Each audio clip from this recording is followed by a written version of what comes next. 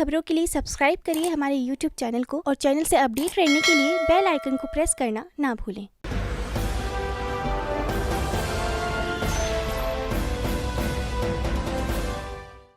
नमस्कार, आप देख रहे हैं बुलंद हिंदुस्तान और मैं आपके साथ वनिशिका पांडे।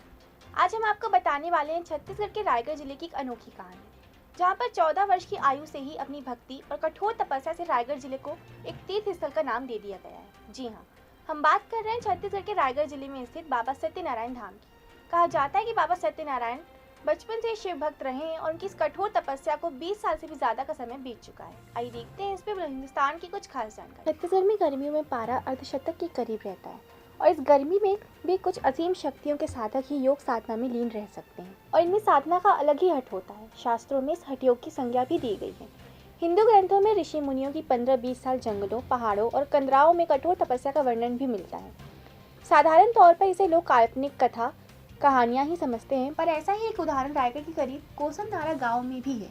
यहाँ की मान्यता के अनुसार कोसमनारा से 19 किलोमीटर दूर देवरी डूमरपाली में एक साधारण किसान दयानिधि साहू और हसमती साहू के परिवार में 12 जुलाई 1984 को एक बालक का जन्म हुआ, जिसका नाम माँ बाप ने हलधर साहू रखा और जो आगे चलकर अब सत्यनारायण बाबा के नाम से मशहूर हो गए हैं। बताया जाता है कि हलधर बचपन से ही आध्यात्म की तरफ रुख कर चुके थे और एक बार गाँव के ही तालाब के बगल में स्थित शिव मंदिर में वो लगातार 7 दिनों तक तपस्या करते रहे। माँ बाप और गाँव वालों की समझाइश पर वो घर लौटे तो जरूर, लेकिन एक तरह से स्वयं शिव भगवान उनके भीतर विराज चुके थे।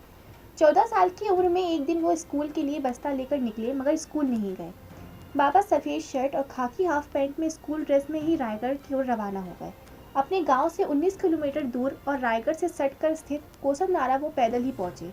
कोसमनारा गांव से कुछ दूर पर एक बंजर जमीन में उन्होंने कुछ पत्थरों को इकट्ठा कर शिवलिंग का रूप दे दिया और अपनी जीभ काटकर समर्पित कर दी।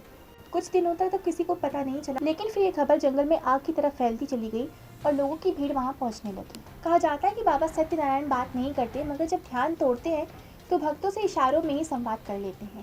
रायगढ़ की धरा को तीर्थ स्थल बनाने वाले बाबा सत्यनारायण के दर्शन करने वाले भक्तों के लिए अब कोसमनारा में लगभग हर व्यवस्था है, किंतु बाबा ने खुद के सर पर छाव करने से भी मना किया हुआ है।